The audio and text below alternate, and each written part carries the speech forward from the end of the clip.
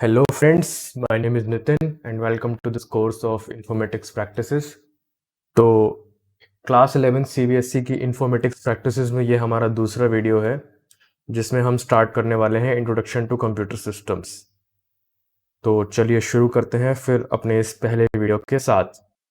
तो friends, computer system जानने से पहले हम जानेंगे कि एक कंप्यूटर क्या होता है। तो computer is a machine that takes an input and produces a desired output. तो यहाँ पर दो चीज़ें हैं, एक है इनपुट और एक है डिजायर्ड आउटपुट। तो इस चीज़ को समझने के लिए हम एक सिंपल मैथमेटिकल फंक्शन को देखते हैं। तो हम एज्यूम करते हैं कि हमारा जो कंप्यूटर है वो एक फंक्शन है और ये जो फंक्शन है इसकी वैल्यू है एक्स स्क्वायर। मैथमेटिक्स में आपने सब लोगों ने ये सब पढ़ा होगा। तो अब हम देखते हैं डेफिनेशन के हिसाब से कि it takes an input and produces a desired output. तो अगर मुझे एक नंबर का स्क्वायर करना होगा तो मैं क्या करूँगा कि इस फंक्शन को एक वैल्यू दूंगा और वो मुझे एक उस नंबर का स्क्वायर रिटर्न करके देगा। तो फॉर एग्जांपल अगर मैं इसको वैल्यू देता हूँ 2 तो मुझे आंसर मिलेगा 4। वो कैसे मिलेगा? क्योंकि इस फंक्शन की वैल्यू है x इंटू एक्स, मतलब कि 2 इंटू 2 मतलब कि 4, और ये सारी की सारी वैल्यूज़ के लिए ट्रू होगा। तो यहाँ पर हमने सिमुलेट कर लिया है हमारा बहुत ही बेसिक सा पहला कंप्यूटर सिस्टम, या कह सकते हैं कंप्यूटर, जो कि हमें कंप्यूट करके देता है एक स्क्वायर, जबकि हम उसे एक सिंगल वैल्यू देते हैं और वो हमें उस वैल्यू का स्क्वायर कंप्यूट करके वापस करता है। तो यही है बेसिक डेफिनेशन एक कंप्यूटर की। तो अब देखते हैं कि आउटपुट प्रोड्यूस कैसे होता है। तो ये तो हो गया मैथमेटिकल, पर अगर हम देखेंगे कि कंप्यूटर इसको इंटरनली कैसे कंप्यूट करता होगा, तो कंप्यूटर कुछ मैथमेटिकल ऑपरेशंस परफॉर्म करता है और ये जो ऑपरेशंस होते हैं ये अरिथमेटिक या लॉजिकल ऑपरेशंस होते हैं। तो अगर हम देखेंगे कि ये मैथमेटिकल ऑपरेशंस होते क्या हैं, जो अरिथमेटिक ऑपरेशंस हम नॉर्मल मैथमेटिक्स में यूज़ करते हैं जैसे कि एडिशन, सब्ट्रैक्शन, डिवीजन और मल्टीप्लिकेशन, यही 4 बेसिक अरिथमेटिक ऑपरेशंस होते हैं जो एक कंप्यूटर यूज़ करता है। और इसके साथ जो 3 बेसिक लॉजिकल ऑपरेशंस होते हैं जैसे कि एंड, और नॉट, ये 3 बेसिक जो ऑपरेशंस होते हैं लॉजिकल ऑपरेशंस, ये कंप्यूटर यूज़ करता है internally to compute anything given to it. तो ये इन सारे ऑपरेशंस के बारे में हम आने वाली वीडियोस में देखेंगे। अभी आगे चलते हैं और देखते हैं कि कंप्यूटर सिस्टम क्या होता है। तो a computer with basic hardware and software is called a computer system. तो इसका मतलब क्या हुआ? अगर हम हमारे बेसिक कंप्यूटर आर्किटेक्चर में देखेंगे जो हमारी नेक्स्ट स्लाइड में होगा, तो एक कंप्यूटर के साथ अगर हम इनपुट डिवाइसेस, आउटपुट डिवाइसेस और एक सीपीयू को कंबाइन करें तो वो हमारा एक कंप्यूटर सिस्टम बन जाता है, जिसमें कि हमारा कंप्यूटर हमारा सीपीयू होगा और इनपुट डिवाइसेस और आउटपुट डिवाइसेस को अगर हम उसके साथ कंबाइन करेंगे तो हमें एक कंप्यूटर सिस्टम मिलेगा जिससे हम काम कर सकते हैं और हमारा कंप्यूटेशनल टास्क परफॉर्म कर सकते हैं। क्योंकि अगर हम सिर्फ कंप्यूटर की बात करेंगे तो वो तो सिर्फ एक कंप्यूटिंग डिवाइस है। अगर हम उसको इनपुट ही नहीं देंगे और आउटपुट ही नहीं होगा तो फिर हम उसको यूज़ कैसे कर पाएंगे? तो इसलिए हमें एक इनपुट डिवाइस और एक आउटपुट डिवाइस चाहिए ही होगा अगर हम ह्यूमंस उस कंप्यूटर को यूज़ करना चाहते हैं, जो कि हमारा सीपीयू है, सेंट्रल प्रोसेसिंग यूनिट। तो अब देखते हैं कि ये बेसिक आर्किटेक्चर है क्या। तो ये है फ्रेंड्स हमारा बेसिक कंप्यूटर आर्किटेक्चर, जिसके बारे में मैं पिछले स्लाइड में बात कर रहा था। तो ये हमारा इनपुट डिवाइस है, ये हमारा आउटपुट डिवाइस है और उसके साथ हमारा सीपीयू जुड़ा हुआ है जो कि हमारे बेसिक कंप्यूटेशनल टास्क परफॉर्म करता है। और इनपुट डिवाइसेस और आउटपुट डिवाइसेस ह्यूमंस को हेल्प करते हैं उन डेटा को फीड करने में और उस डेटा को रिट्रीव भी करने में। और इसमें जो ये जो सेकेंडरी स्टोरेज वाला जो पार्ट है ये इतना मैंडेटरी नहीं है, लेकिन आजकल मॉडर्न कंप्यूटर्स में सेकेंडरी स्टोरेज भी काफ़ी ज़्यादा ज़रूरी हो गया, क्योंकि बिना सेकेंडरी स्टोरेज के आप ऑपरेटिंग सिस्टम भी इंस्टॉल नहीं कर पाएंगे। तो अब देखते हैं और जानते हैं इन सारे डिफरेंट पार्ट्स के बारे में, इस पूरे स्ट्रक्चर को अंडरस्टैंड करते हैं, क्या ये स्ट्रक्चर है और कैसे काम करता है नेक्स्ट वाली स्लाइड में। तो जैसे कि फ्रेंड्स हमने देखा कि सेंट्रल प्रोसेसिंग यूनिट या फिर सीपीयू जो हमारा कंप्यूटर होता है, उसमें हम इनपुट डिवाइसेस और आउटपुट डिवाइसेस कनेक्ट करते हैं, और जो हमारा सीपीयू होता है वो हमें कंप्यूट करके देता है आउटपुट को। तो जो हमारा बेसिक सीपीयू होता है उसके अंदर 3 बेसिक स्ट्रक्चर्स हैं।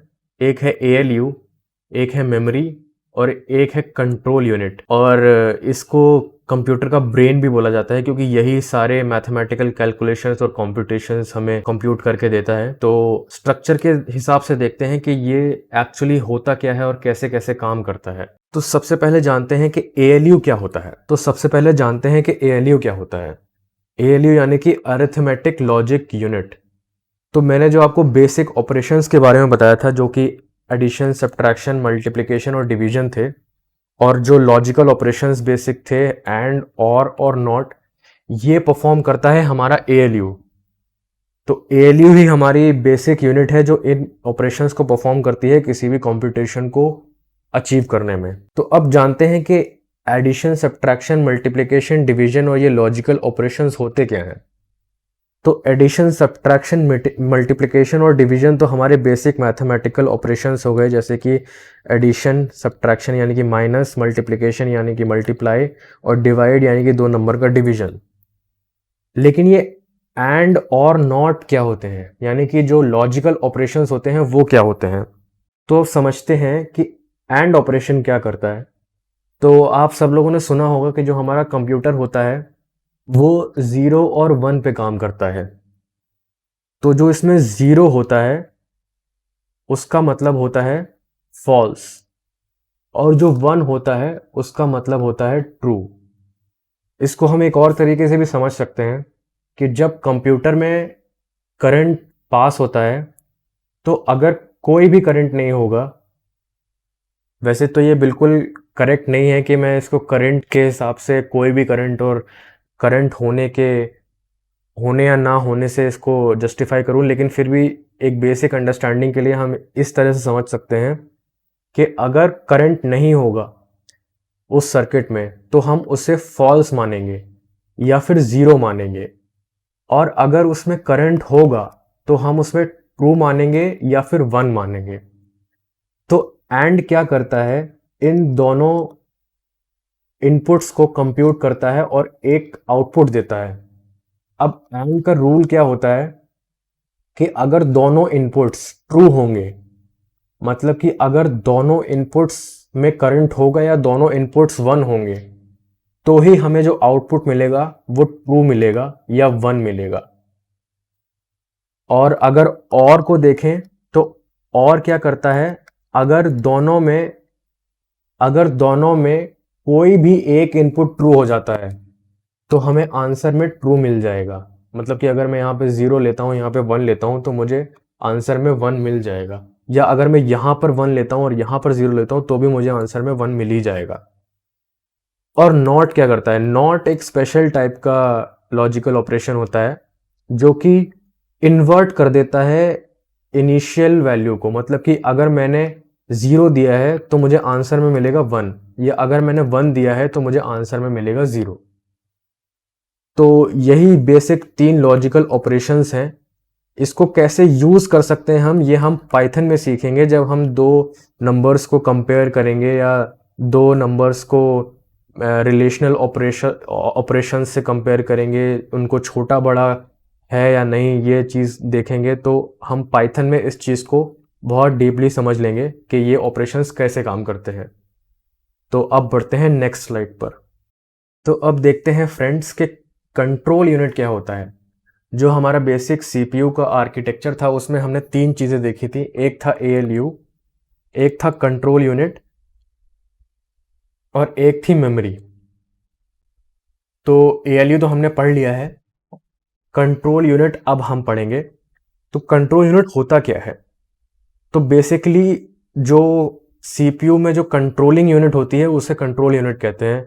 अब ये तो बिल्कुल कंट्रोल यूनिट का हिंदी में ट्रांसलेशन हो गया, लेकिन फिर भी अगर इसको थोड़ा और डीप में देखेंगे तो हम देखेंगे कि जो CPU होता है उसको कब काम करना है, कैसे काम करना है और किस तरह से काम करना है, ये सारा कंट्रोल यूनिट सिग्नल दे के उसे कंट्रोल करता है।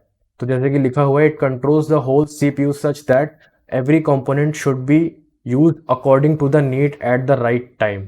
फॉर एग्जाम्पल, अगर मुझे एक ऑपरेशन करना है और उस ऑपरेशन में मुझे एक पॉइंट ऑफ टाइम पे ALU की ज़रूरत है, तो हमारा कंट्रोल यूनिट ही वो पार्ट होगा जो ALU या पूरे CPU को सिग्नल करेगा कि अब मुझे ALU को यूज़ करना है और कैसे यूज़ करना है ये भी कंट्रोल यूनिट अपने सर्किट से उसको सिग्नल करेगा। तो यहाँ पर जैसे कि लिखा हुआ है, it signals the ALU and memory to work together according to the operation and working together means that when to function and when not to function. For example, अब ऐसा तो है नहीं कि मेमोरी हमेशा यूज़ होती रहेगी या फिर ALU हमेशा यूज़ होता रहेगा।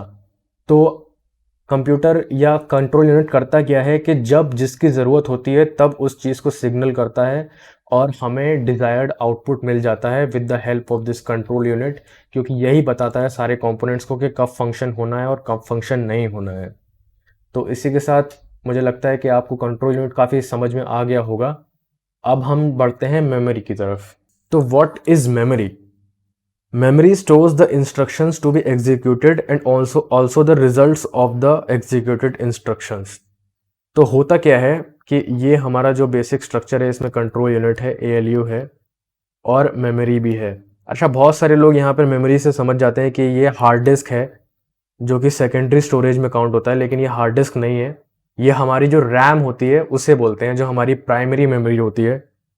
तो इस मेमोरी का काम क्या होता है? तो जो इंस्ट्रक्शन हमको एग्जीक्यूट करना होता है वो बेसिकली मेमोरी में ही स्टोर्ड होता है। तो कंट्रोल यूनिट जब उसको एक सिग्नल देता है नेक्स्ट इंस्ट्रक्शन मुझे एग्जीक्यूट करना है, तो मेमोरी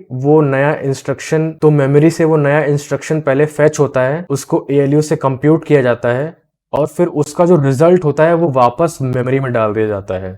तो यही काम होता है हमारी रैम का या रैंडम एक्सेस मेमोरी का, जो कि बहुत इंपॉर्टेंट है एक कंप्यूटर आर्किटेक्चर में, क्योंकि हम बिना मेमोरी के एक कंप्यूटर सिस्टम को नहीं चला सकते, जबकि हम बिना हार्ड डिस्क या बिना सेकेंडरी मेमोरी को एक कंप्यूटर सिस्टम को चला सकते हैं।